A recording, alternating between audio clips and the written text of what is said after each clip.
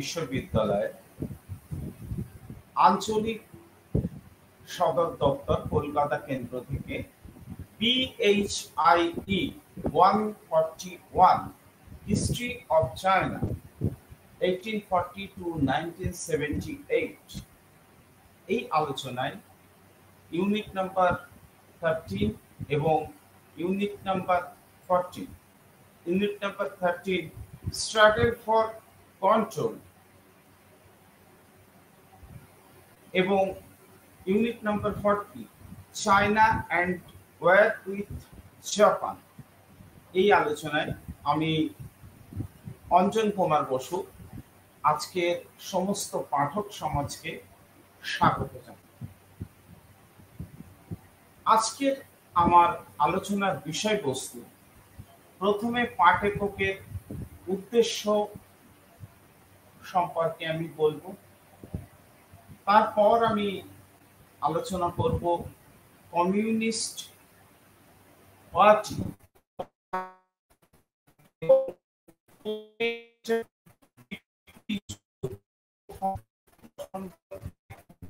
এবং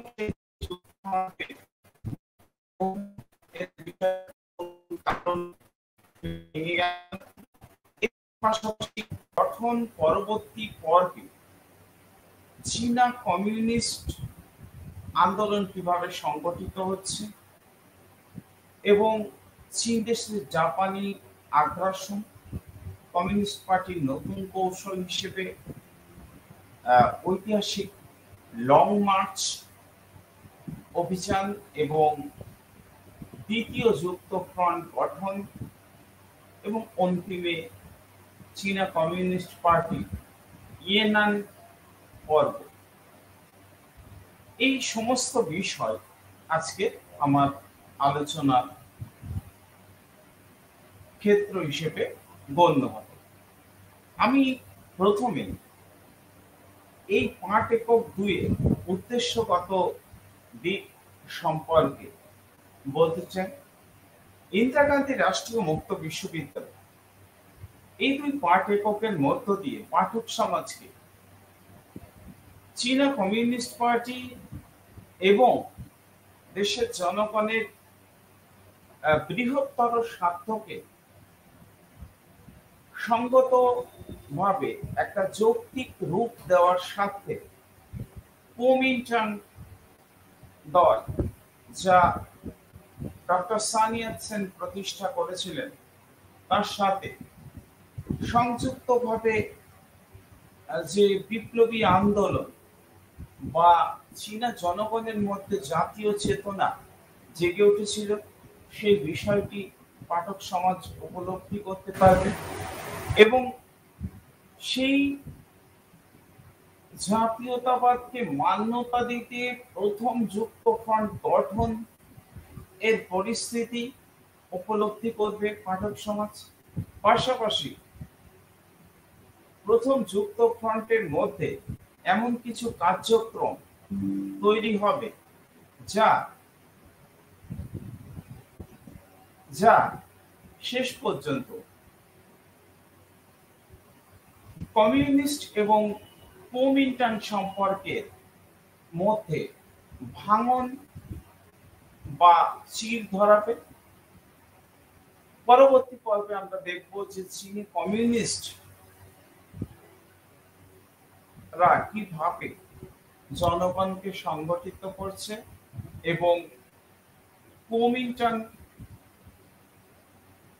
বিরোধিতার একটা ক্ষেত্র তৈরি করছে এবং এই পর্বে চিয়াং কাই-শেক বিরোধী মানসিকতাকে কমিউনিস্টরা কিভাবে প্রতিষ্ঠা করার চেষ্টা করছে চীনা জনগণের মধ্যে। এছাড়াও পাঠক সমাজ এই ইউনিটের মধ্য দিয়ে জাপানি আগ্রাসন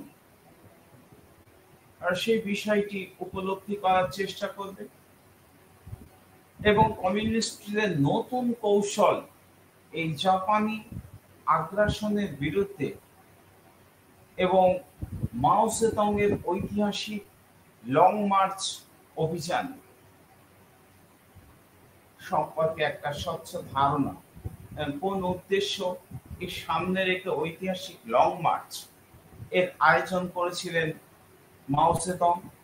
কত ধরনের প্রতিকূলতাকে তিনি জয় করেছিলেন এবং লং মার্চ পরবর্তী পর্বে দ্বিতীয় যুক্ত ফ্রন্ট গঠনের দাবি সাথে কিভাবে কমিউনিস্ট পার্টি এবং কুওমিন্টাং দল একাত্মবোধ করে এবং শেষ পর্বে আমরা ইয়েনান স্টেজ বা ইয়েনান পর্বকে আমরা আমাদের আলোচনার মধ্য দিয়ে বোঝার চেষ্টা করব। মোটের উপর বলা যায় যে ইন্দিরা গান্ধী রাষ্ট্রীয় মুক্ত বিশ্ববিদ্যালয় এই 5 এককের মধ্যে দিয়ে চীনা ইতিহাসের কমিউনিস্ট এবং বিপ্লবী আন্দোলন এর সংযুক্তভাবে এগিয়ে যাওয়া, কিছু সময়ের জন্য তাদের মধ্যে বিচ্ছেদ হওয়া, চিয়াং কাই শেক সরকারের বিরুদ্ধে বিদেশি জাপানি আগ্রাসনের বিরুদ্ধে কমিউনিস্টদের নতুন কৌশল এবং মাও সেতুংয়ের চীনা কমিউনিস্ট লাইনে এক নতুন ধরনের দীক্ষা প্রদান করা বা এক নতুন ধরনের অভিজ্ঞতার সঙ্গে চীনা কমিউনিস্টদেরকে সংযুক্ত করার বিষয়টি উপলব্ধি করতে পারে এবং দ্বিতীয় যুক্ত ফ্রন্ট গঠনের মাধ্যমে একদিকে যেমন চীনের সমরবাদী তৎপরতাকে থামিয়ে দেওয়ার উদ্যোগ সম্পর্কে উপলব্ধি করব, তার পাশাপাশি আমরা ইয়েনান সম্পর্কেও একটা চীনা কমিউনিস্ট পার্টি যে প্রধান কেন্দ্র ইয়েনান, সেই ইয়েনান পর্ব সম্পর্কেও একটা সম্যক ধারণা লাভ করতে পারি। আমি ইতিমধ্যে পূর্ববর্তী আলোচনা চীনা কমিউনিস্ট পার্টি প্রতিষ্ঠা এবং 1921 এ সেই প্রতিষ্ঠাকে একটা রূপ পাওয়া, তার পূর্ববর্তী সময় পর্বে বৈপ্লবিক সাম্যবাদের যে বিকাশ চৌঠা মে আন্দোলনের মধ্য দিয়ে চীনা ছাত্র সমাজ গড়ে তুলেছিল, এসব বিষয় সম্পর্কে পাঠক সমাজ অবগত করেছে।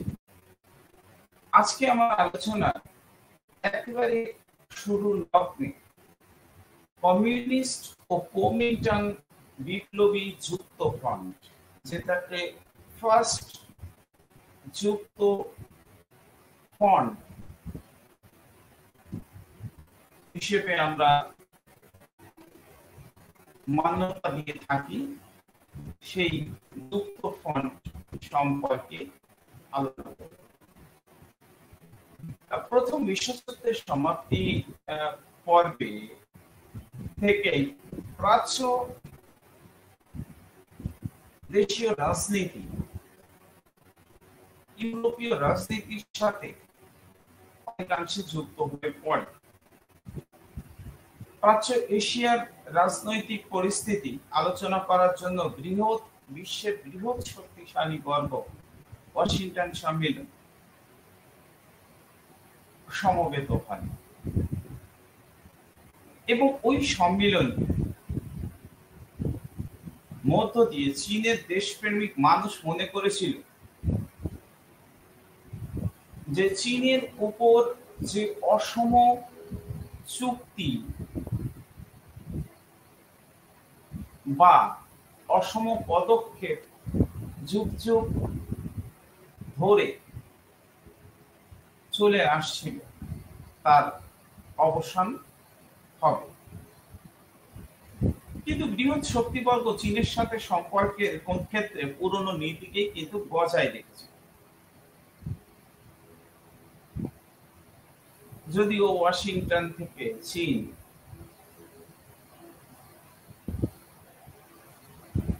অন্যান্য শক্তির মতোই সমপর্যায়ে সম্মান পেয়েছে।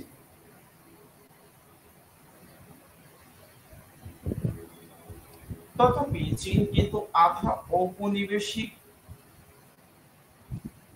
রাষ্ট্র হিসেবে নিজের ভাগ্যকে ওয়াশিংটন কনফারেন্সের মধ্যে খুঁজে পেয়েছে। তাই ওয়াশিংটন সম্মেলনের পর থেকে বিদেশি শক্তিগুলো চীনের অভ্যন্তরে তাদের পছন্দসই সমন্বয়কদেরকে মদদ দিতে থাকে এবং তার ফলশ্রুতি হিসেবে অনেক ধরনের অস্ত্রশস্ত্র সমন্বয়করা অভ্যন্তরীণ দ্বন্দ্বে ব্যবহার করতে শুরু করে।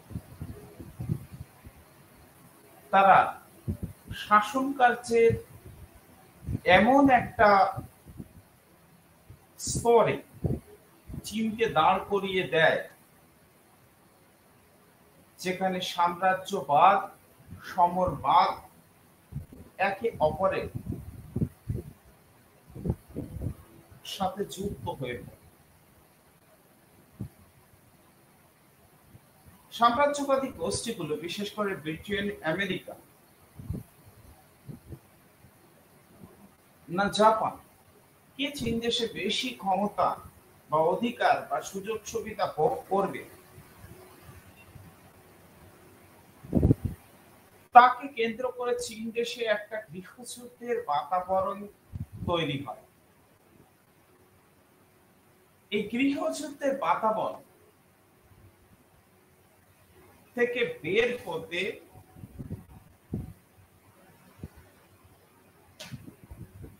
চীনা শ্রমিক শ্রেণী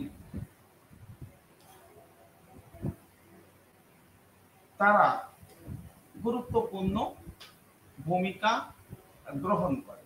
যদিও পুঁজিপতির বিরুদ্ধে বা পুঁজিপতিদের বিরুদ্ধে শ্রমিক বা শ্রমিকদের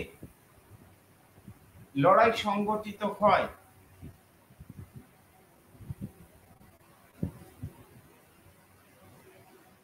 সেই শ্রমিক আন্দোলনকে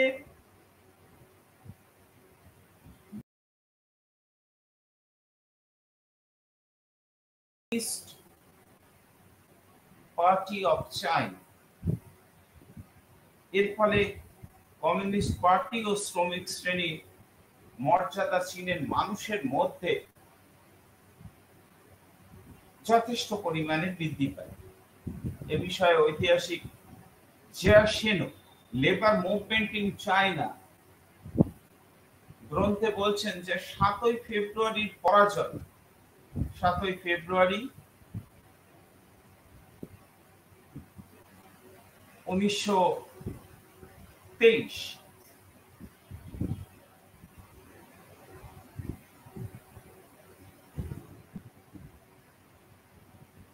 বা এই আন্দোলনের মধ্য দিয়ে চীনা শ্রমিকরা একটা বিশেষ মর্যাদা প্রতিষ্ঠা করে।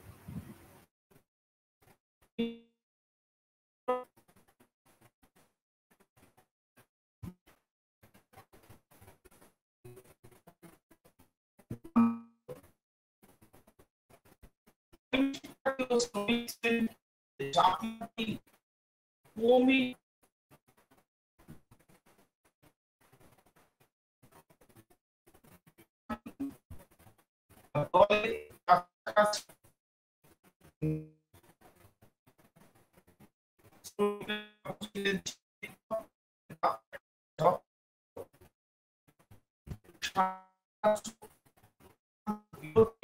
সামন্ততন্ত্র বিরোধী চালানো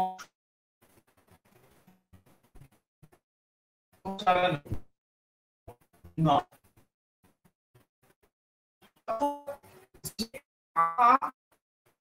সামন্ততান্ত্রিক চীন প্রতিষ্ঠিত হয়েছিল, সেই আধা সামন্ততান্ত্রিক চীনে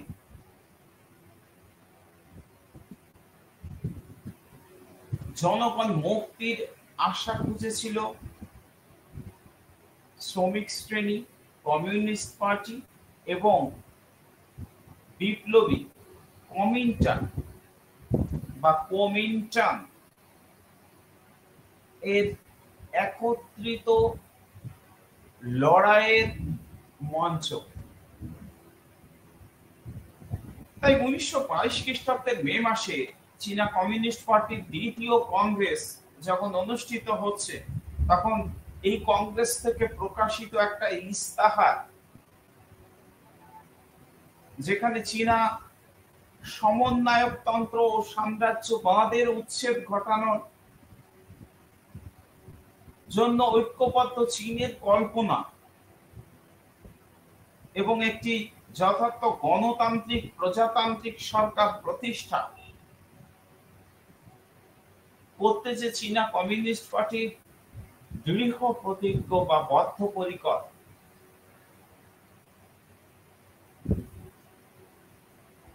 সেটা ঘোষণা করছে। আর 1923-এর 7ই ফেব্রুয়ারির ঘটনার পর চীনা কমিউনিস্ট পার্টি তৃতীয় কংগ্রেস আবার অনুষ্ঠিত হচ্ছে। ওই কংগ্রেসে কমিউনিস্ট পার্টি একটা বিপ্লবী মৈত্রী গড়ে তোলার জন্য বলিষ্ঠ পদক্ষেপ গ্রহণ করছে। পাঠক সমাজ একটু বোঝার চেষ্টা করবেন যে কমিউনিস্টদের একক লড়াইয়ের মধ্য দিয়ে আধা সামন্ততান্ত্রিক চীনা সমাজ ব্যবস্থার পরিবর্তন বা সমন্বয়কতন্ত্রের উচ্ছেদ সাধন সম্ভব নয়।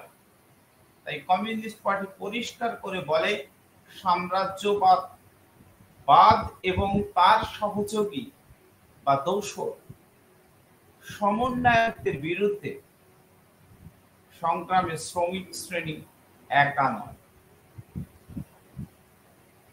ফলে সমন্বয়কদের অত্যাচারে চীনের কৃষিজীবী মানুষকে অপরিসীম দারিদ্র্যের মধ্যে নিমজ্জিত হতে হয়েছিল।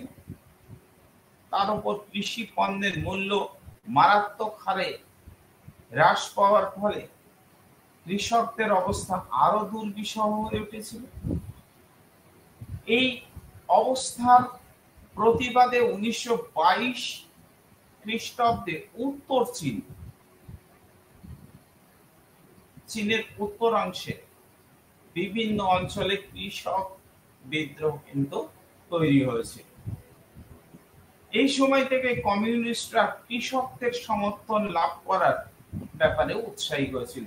অর্থাৎ শুধু শ্রমিক নয়, কৃষকদের সমর্থনের বিষয়টিও communist party of China CPC, যাকে সংক্ষিপ্ত আকারে আমরা সিপিসি বলছি, তা উদ্যোগ গ্রহণ করে এবং চীনের দক্ষিণ অংশের কমিউনিস্ট সদস্য পেই, দেখুন এই নামের ক্ষেত্রে কিন্তু আপনাদের মনে রাখতে হবে যে এটা চীনা উচ্চারণ, বিভিন্ন বইতে স্পেলিং এর বিভিন্ন ধরন কম বেশি লক্ষ্য করা যায়, ফলে উচ্চারণগত একটু পার্থক্য আমাদেরকে মেনে নিতে হবে। 2 লক্ষ সদস্য বিশিষ্ট একটা কৃষক সংগঠন গড়ে তোলে। চীনের জাতীয় পুঁজিপতিদের অসন্তোষ এই সময় ক্রমাগত বৃদ্ধি পাচ্ছিল। যুদ্ধকালীন পরিস্থিতিতে তাদের সাময়িক সমৃদ্ধির গতি অনেকটা স্থিমিত হয়ে আসছিল। ফলে পুরনো ধাঁচের সাম্রাজ্যবাদী বা আমলাতান্ত্রিক চাপ চীনা পুঁজিপতিদের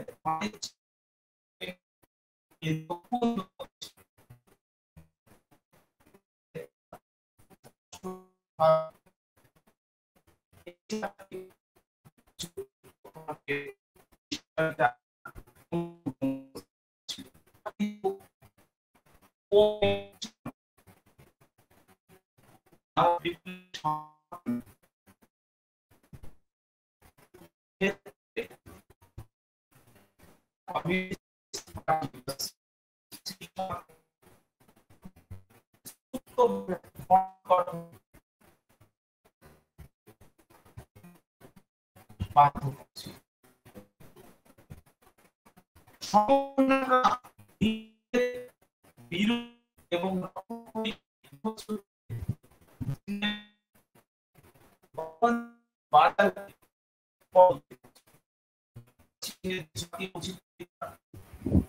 এই বাজার ক্ষতিগ্রস্ততার কারণ তারা কমিউনিস্ট পার্টি এবং জাতীয় কুওমিন্টাং দলের সাথে যুক্ত ফ্রন্ট গড়ে তোলার একটা চাপ সৃষ্টি করছে। কমিউনিস্ট আন্তর্জাতিক বা কমিন্টানের দ্বিতীয় কংগ্রেসের জাতীয় ঔপনিবেশিক প্রশ্ন সংক্রান্ত প্রতিবেদনে report on national and colonial question, যেখানে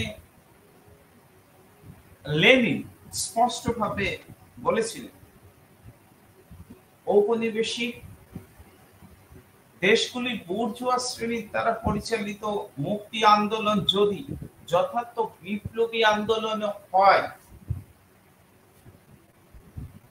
বা যথার্থ বিপ্লবী আন্দোলনের রূপ নেয়, তবে সেই দেশের কমিউনিস্টদের অবশ্যই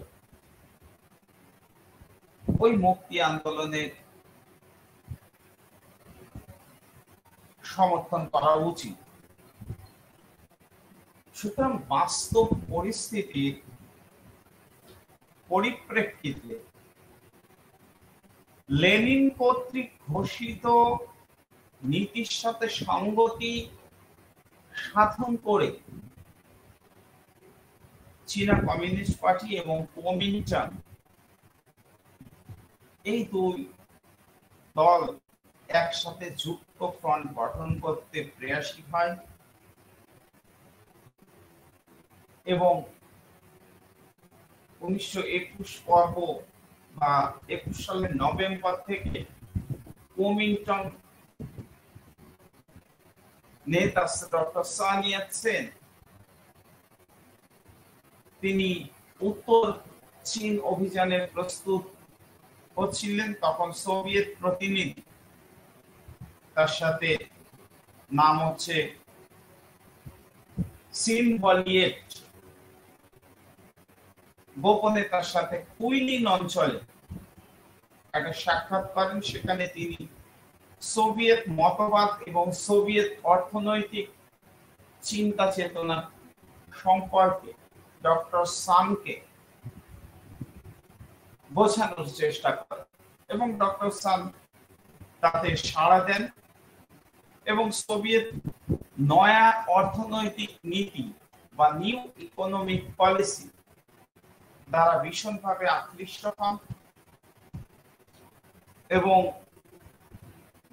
পেট্রোগ্রাডে অনুষ্ঠিত দূররাষ্ট্র শ্রমিক কংগ্রেস বা ফার ইস্ট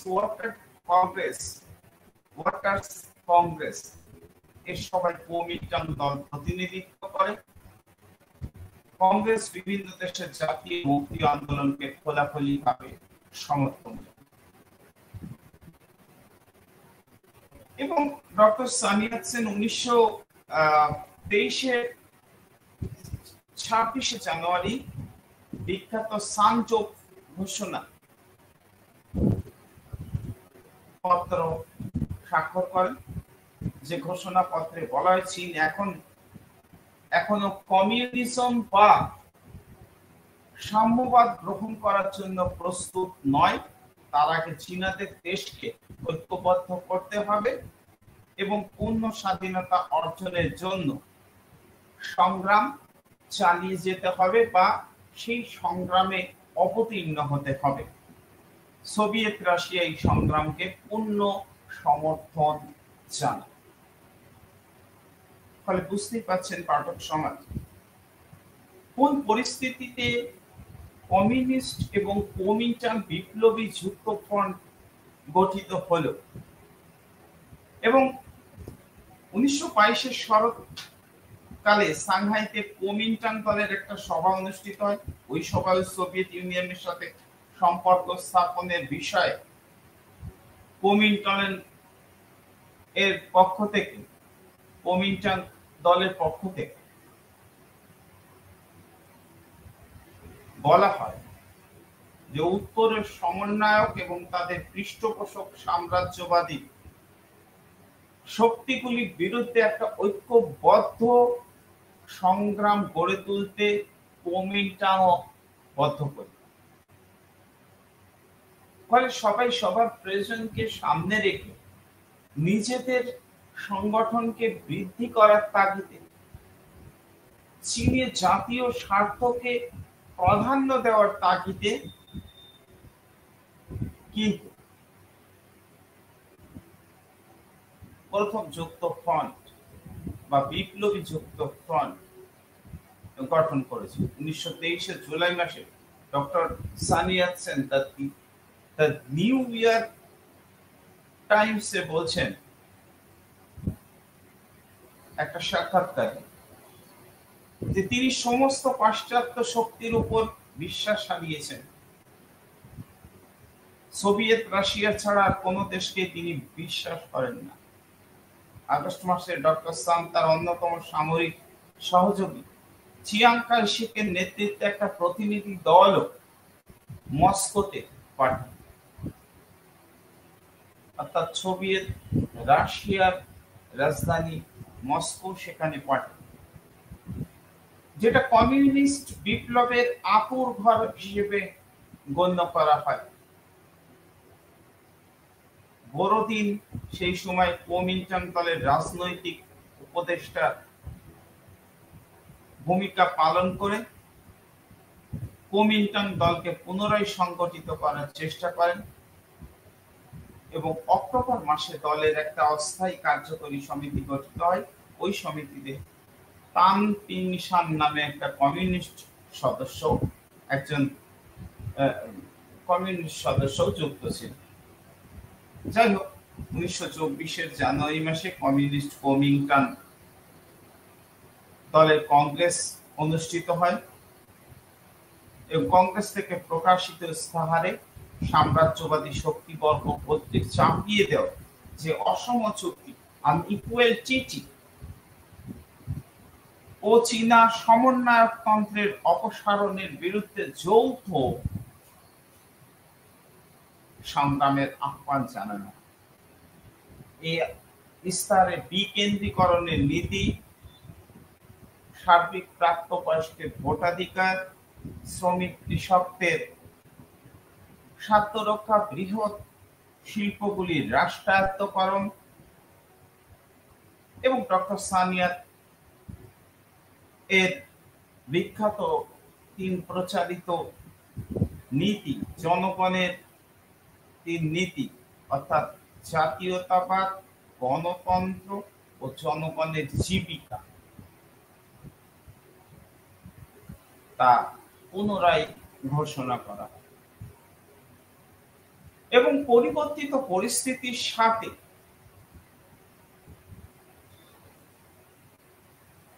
উক্ত নীতিগুলোর যে কিছু চরিত্রগত পরিবর্তন হয়েছে সে কথাও খুব জোরের সাথে ঘোষণা করা এবং জনগণের জীবিকাকে সমাজতন্ত্রবাদের সমর্থক বলে গণ্য করা হয়। এইভাবে কিছু নীতিগত বা পদ্ধতিগত পরিবর্তন সাধনের মধ্য দিয়ে কমিউনিস্ট এবং কুমিনটাং বিপ্লবী যুক্ত ফ্রন্ট গঠন করা হয় এবং কুমিনটাং কংগ্রেসে দলের কেন্দ্রীয় কমিটি গঠিত হয়। এই কমিটিতে লি তা চাও সহ 3 জন কমিউনিস্ট সদস্যকে রাখা হয়। এছাড়াও মাও সেতুং সহ আরো 6 জন কমিউনিস্টকে কেন্দ্রীয় কমিটির বিকল্প সদস্য হিসেবে রাখা হয়। এইভাবে সাম্রাজ্যবাদ সমন্বয়কতন্ত্র বিরুদ্ধে ত্রিমুখী সংগ্রামে বা আরো পরিষ্কার করে বলা যায় সরাসরি সংগ্রাম চালাবার উদ্দেশ্যে কমিউনিস্ট কুমিন্টাং বিপ্লবী যুক্তফ্রন্ট চীন দেশে গঠিত। আমার পরবর্তী আলোচনার বিষয় কমিউনিস্ট কুমিন্টাং সম্পর্কের ভাঙন। দেখুন, কমিউনিস্ট কুমিন্টাং সম্পর্ক গড়ে ওঠার বা মিত্রতা গড়ে ওঠার পর ডক্টর সান ইয়াতসেন কমিউনিস্টদের সহযোগিতায় একটা সৈন্য প্রশিক্ষণ তৈরি করে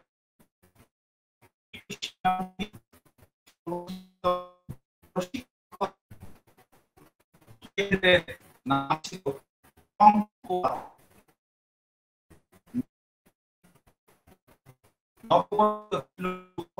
দেশের বিভিন্ন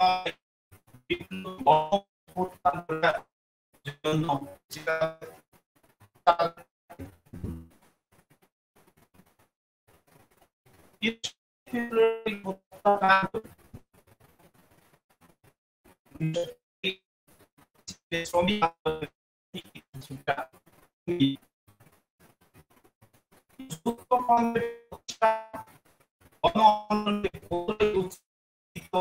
করেছিল।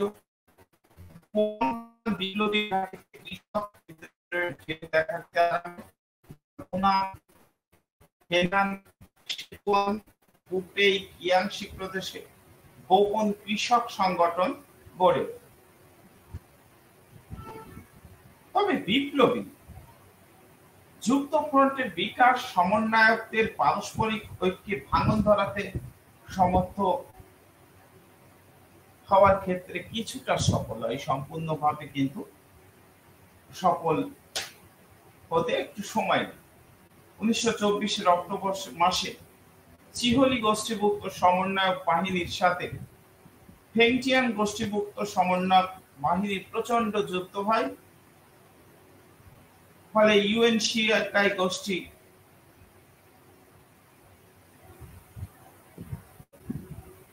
আস্তে আস্তে করে দুর্বল হতে শুরু করে এবং চীনের সমন্বয়কতন্ত্রের অবসানের রাস্তা তৈরি হয়।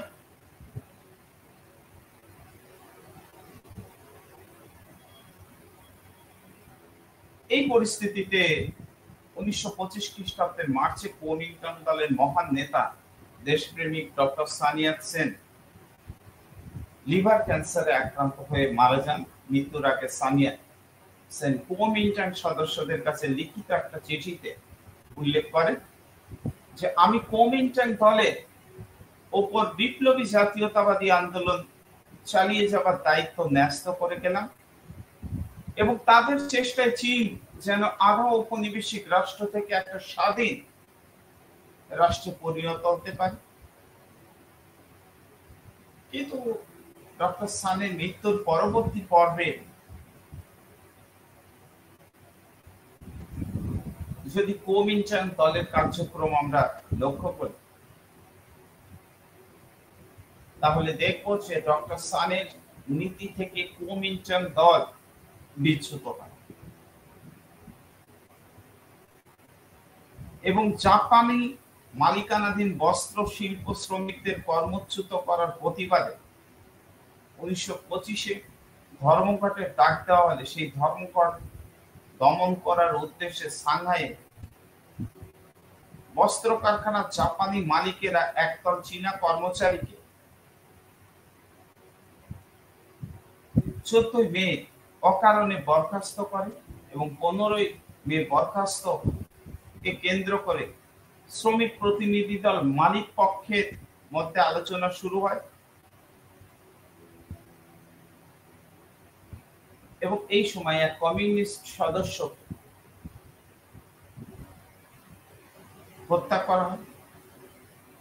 এই হত্যাকাণ্ডের বিরুদ্ধে 30 মে যখন আন্দোলনের পটভূমিকা তৈরি হয়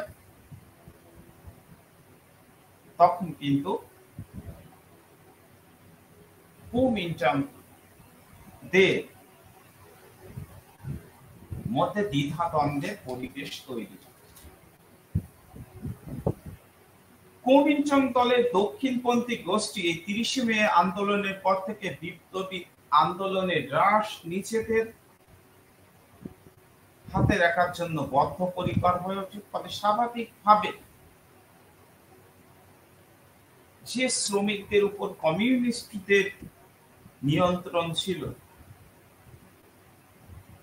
বা যে কৃষকদেরকে কমিউনিস্টরা সংগঠিত করছিল, তাদের নিয়ন্ত্রণ করার চেষ্টা করে কুওমিন্টাং দল।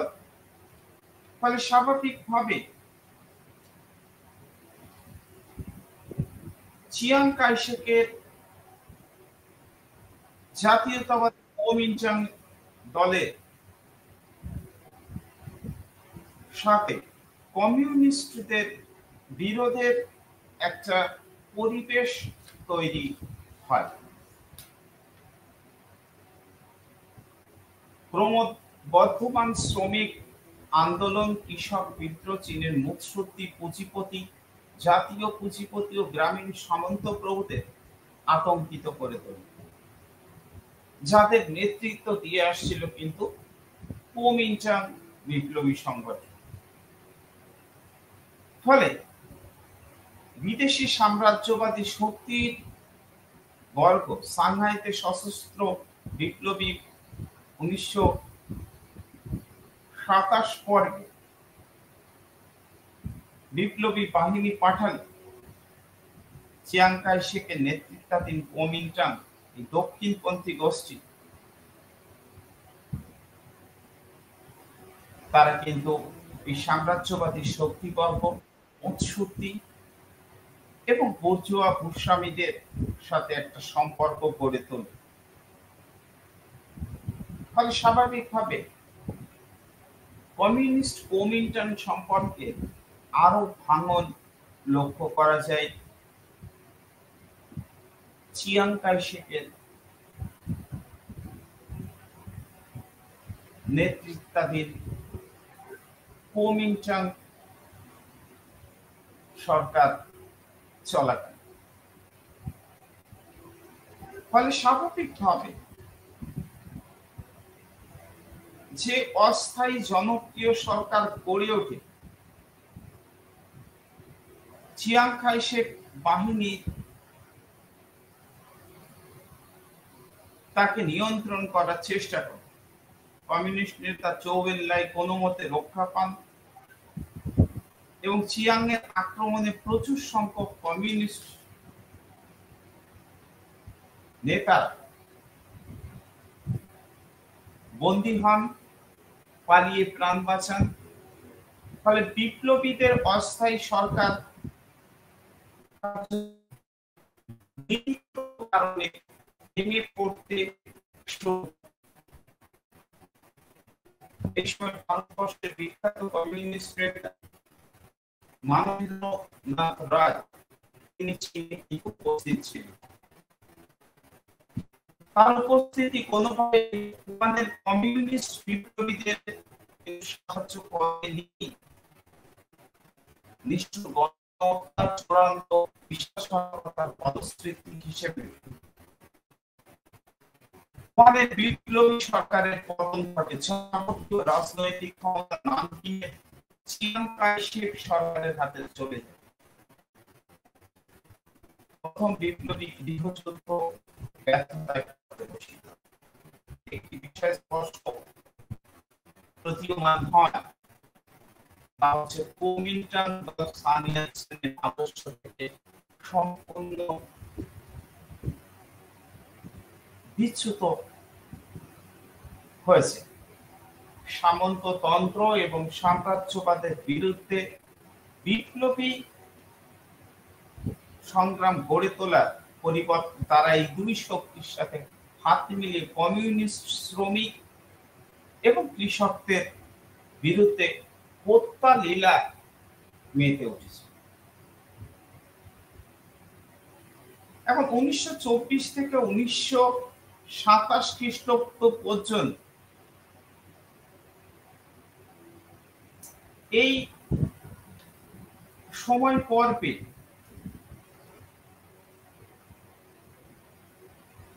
কমিউনিস্ট এবং কুওমিন্টাং এর সম্পর্ক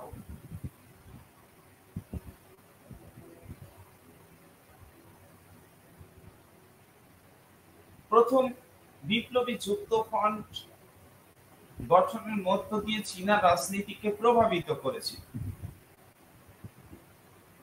কিন্তু ঘটনা পরম্পরা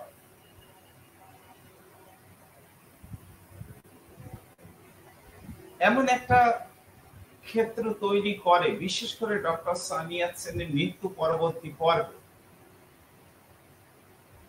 যে বিপ্লবী যুক্তফ্রন্ট গঠিত হয়েছিল তা কিন্তু ভেঙে যায়। অর্থাৎ কমিউনিস্ট কুওমিন্টাং সম্পর্কে ভাঙন লক্ষ্য করা যায়। তাই 1927 খ্রিস্টাব্দের উপর দাঁড়িয়ে চীনের কমিউনিস্ট পার্টি পরবর্তী বছরগুলিতে সাম্রাজ্যবাদ, সামন্ততন্ত্র বিরোধী সংগ্রাম গড়ে তোলার বিষয়ে দৃঢ় প্রতিজ্ঞ হয় এবং এই পর্বে চীনা কমিউনিস্ট পার্টির কেন্দ্রীয় কমিটির জরুরি সভা বসে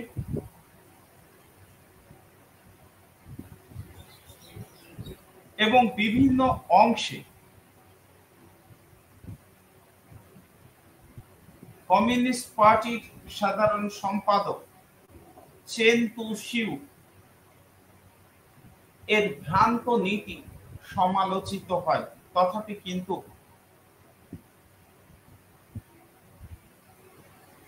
এই কমিউনিস্ট অধিবেশনে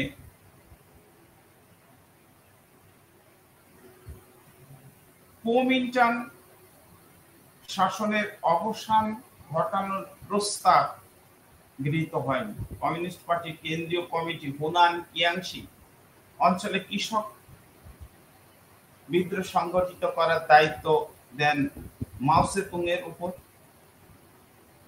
এবং মাও সে-তুং হুনানের কৃষক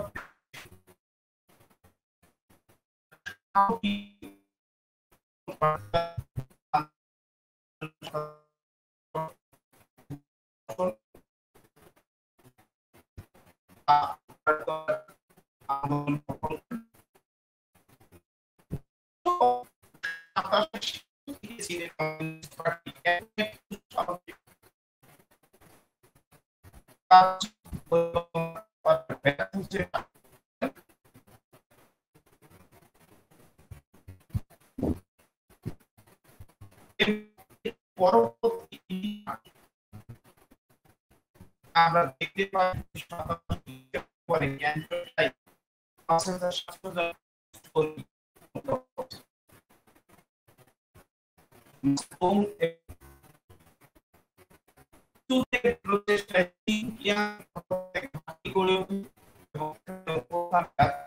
চীনা কমিউনিস্ট পার্টি নতুন শিক্ষা গ্রহণ করে এবং 1928 জুলাই চীনা কমিউনিস্ট পার্টির ষষ্ঠতম কংগ্রেস অনুষ্ঠিত হয়। প্রায় 40,000 পার্টি সদস্যের প্রতিনিধি হিসেবে 84 জন ষষ্ঠ কংগ্রেসে উপস্থিত হয় এবং এই সময় কিন্তু একটা দুর্ভাগ্যজনক অভিজ্ঞতা বিষয় গুরুত্ব সহকারে আলোচিত হয় এবং চিয়াং কাই-শেকের বিজয় ও ক্ষমতা দখল চীনা রাষ্ট্রের ক্ষেত্রে কোনো চরিত্রগত পরিবর্তন আনেনি। চীন এখনো একটা আধা ঔপনিবেশিক আধা সামন্ততান্ত্রিক রাষ্ট্র হিসেবেই রয়ে গেছে। ফলে চীনের গণতান্ত্রিক আন্দোলনের 10 দফা কর্মসূচি 1928 এই কংগ্রেসে নির্ধারিত হয় এবং নতুন করে কমিউনিস্ট আন্দোলন গড়ে তোলা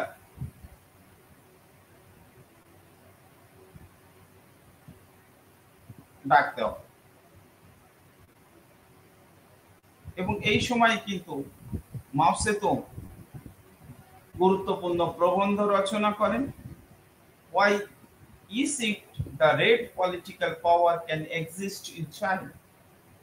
এই প্রবন্ধে যেখানে মাও সেতুং বলেন চীনের মতো আধা ঔপনিবেশিক রাষ্ট্র অর্থাৎ যে রাষ্ট্রে সাম্রাজ্যবাদী শক্তিগুলি পরোক্ষ নিয়ন্ত্রণ রয়েছে সেখানে সমন্বয়করা ক্ষমতা দখলের লড়াইয়ে একে অপরের সাথে রক্তক্ষয়ী যুদ্ধে সর্বদাই লিপ্ত, সেখানে চীনের কমিউনিস্ট পার্টিকে সাম্রাজ্যবাদের পরোক্ষ নিয়ন্ত্রণ ও কুওমিন্টাং ও সমন্বয়কদের অভ্যন্তরীণ দ্বন্দ্বে একটা পূর্ণ সুযোগ গ্রহণ করতে হবে।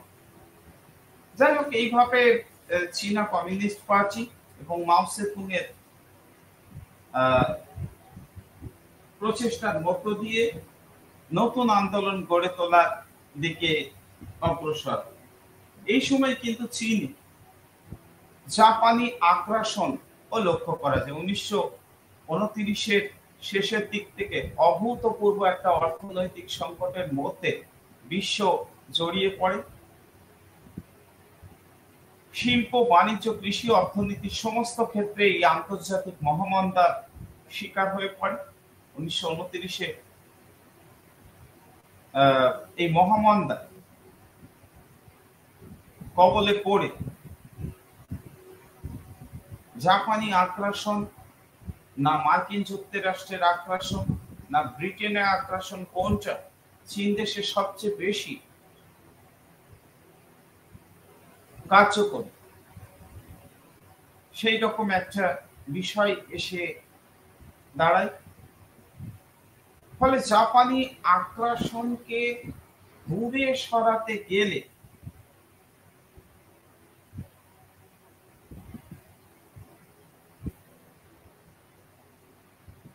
চীনের কমিউনিস্ট পার্টি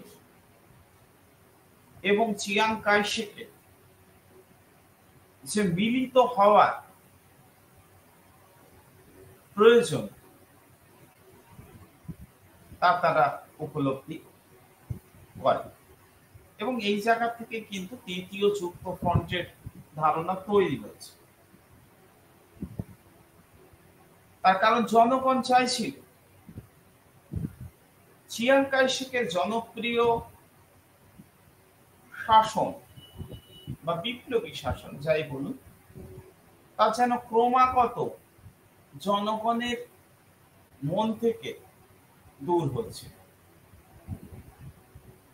কেননা চিয়াং কাই-শেক যেভাবে কমিউনিস্টদের দমন করার চেষ্টায় নিজেকে রত করেছিল তা তার সহযোগীদের অনেকেরই পছন্দ ছিল না। ফলে একটা পর্বে যে চিয়াং কাই-শেককে বন্দী করা হয় এবং তারা এটা দাবি করেন যে কমিউনিস্টদের এই আভ্যন্তরীণ বিপ্লব দমন করার সময় এখন নয়, বহির্দেশীয় যে সমস্যা অর্থাৎ জাপানি আগ্রাসন তার বিরুদ্ধে চীনা জনগণের সম্মিলিত স্বার্থকে প্রাধান্য দিতে হবে এবং সেই ভিত্তিতে চিয়াং কাই-শেককে দ্বিতীয় যুক্ত ফ্রন্ট অর্থাৎ সিপিসি সাথে কুওমিন্টাং দলের সমস্ত ধরনের দ্বন্দ্ব মিটিয়ে একত্রিত হয়। যাই হোক, চিয়াং কাই-শেক শেষ পর্যন্ত সমঝোতা করলেন, যদিও তিনি মুক্তি পাওয়ার পর সেই সমঝোতাকে মান্যতা দেননি, অস্বীকার করেছেন। তবে জনগণের মধ্যে তার জনপ্রিয়তা হ্রাস পাওয়ার বিষয়টি তিনি উপলব্ধি করেন এবং সেই উপলব্ধি থেকে তিনি চীনা কমিউনিস্ট পার্টির সাথে হাত মিলিয়ে জাপ বিরোধী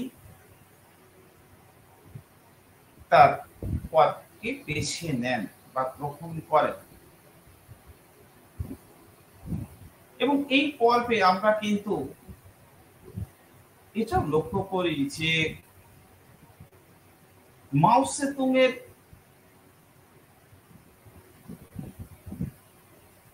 চীন বিপ্লব সম্পর্কিত যে ধারণা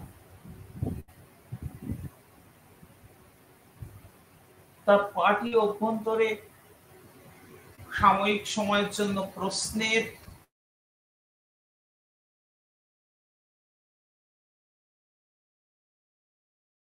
ভারতবর্ষের সম্পূর্ণরূপে কমিউনিস্ট সদস্যদেরকে বোঝানোর চেষ্টা করেন, তখন মাও সেতুং এর পথকে গ্রহণ করা হয় পার্টি অভ্যন্তরে।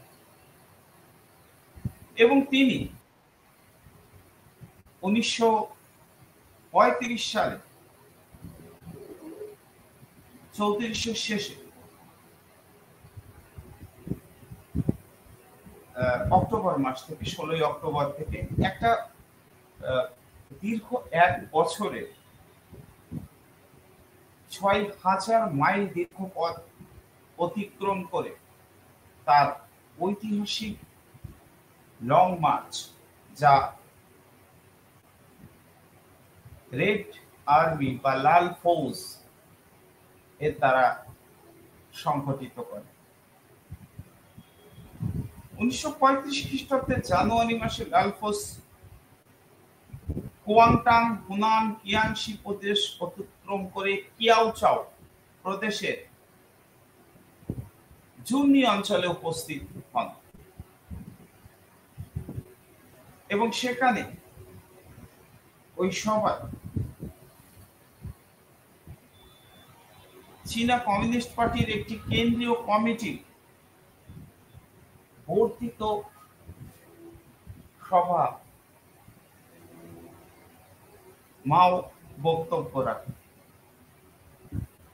এবং চীন বিপ্লবকে সফল করার জন্য সঠিক পথ তা তিনি সেখানে ব্যক্ত করেন। ওই সভায় মাও সেতুং, চৌ এন লাই এবং ওয়াং কিয়াং শিয়াংকে একটি মিলিটারি কমান্ড গ্রুপ তৈরি হয় এবং চীনা কমিউনিস্ট পার্টির কেন্দ্রীয় কমিটিতে মাও সেতুং এর প্রাধান্য প্রতিষ্ঠিত হয় এবং যা চীনা কমিউনিস্ট পার্টির ইতিহাসে কমিন্টার্নপন্থী বলশেভিকদের তথাকথিত বাম লাইনের অবসান ঘটায়। যাই হোক, 1935 খ্রিস্টাব্দের অক্টোবর মাসে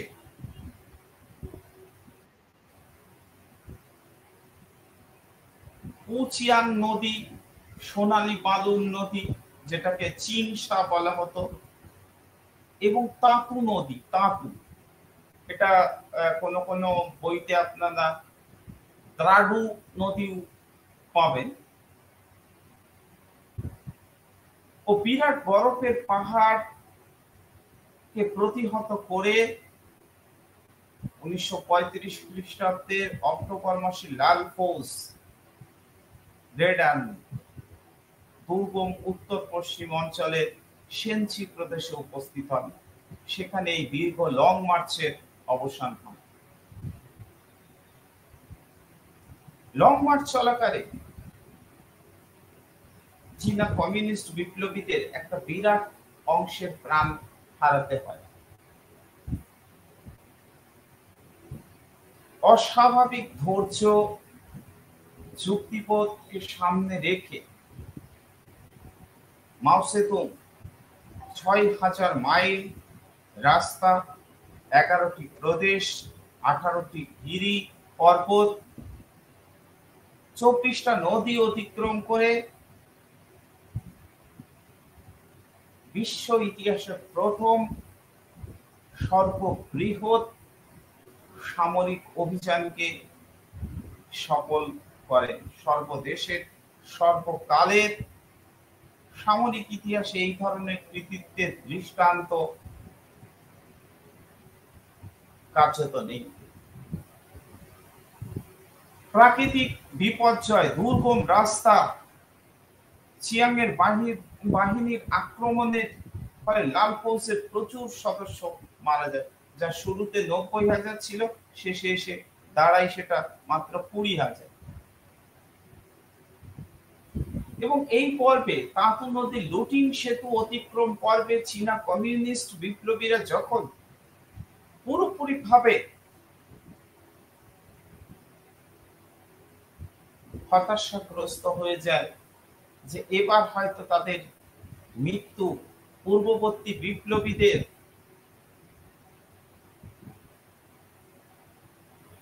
মতোই অনিবার্য। তখন মাও সেতুং যুক্তি, ছড়া, কবিতা, গান এর মধ্য দিয়ে তার বিপ্লবী বন্ধুদেরকে বা কমিউনিস্ট নেতাদেরকে বা কমিউনিস্ট সদস্যদের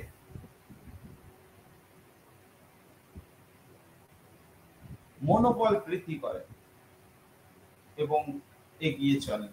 অবশেষে সফল হন এবং তিনি যে সাফল্যের রাস্তা চীনা কমিউনিস্ট পার্টির জন্য নির্মিত করেন তার উপর ভিত্তি করে পরবর্তীকাল ইতিহাস পরিচালিত হয়। যাই হোক, 1936-এ ফ্যাসিবাদ বিরোধী অ্যান্টি ফ্যাসিস্ট ইউনাইটেড ফ্রন্ট অর্থাৎ দ্বিতীয় যুক্ত ফ্রন্ট কমিউনিস্ট পার্টি এবং কুমিনচাং এর দলের মধ্যে তৈরি হয়। মাও সেতুং এর সাফল্য সেটাকে অনিবার্য করে তোলে এবং এই পর্বেই কিন্তু আমরা লক্ষ্য করি তা হচ্ছে ইয়েনান পর্ব। বিখ্যাত লং মার্চ সমাপ্ত করে কমিউনিস্টরা ইয়েনানে তাদের প্রধান কর্মকেন্দ্র স্থাপন করেন। প্রকৃতপক্ষে ইয়েনানকে প্রধান ঘাঁটি হিসেবে গ্রহণ করে উত্তর চীনে জাপান বিরোধী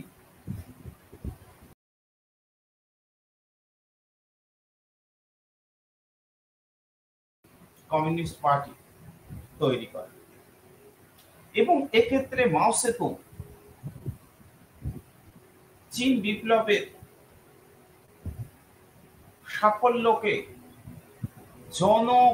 গণতান্ত্রিক স্তরে পৌঁছে দেওয়ার সমস্ত পরিকল্পনা ইয়েনান থেকে শুরু করে। বাকি অংশ আমি আমার পরবর্তী আলোচনা চীনের ইতিহাসের ধারাবাহিকতাকে এগিয়ে নিয়ে যাব। আজকের মতো আমার আলোচনা এখানেই সমাপ্ত করছি। ধন্যবাদ।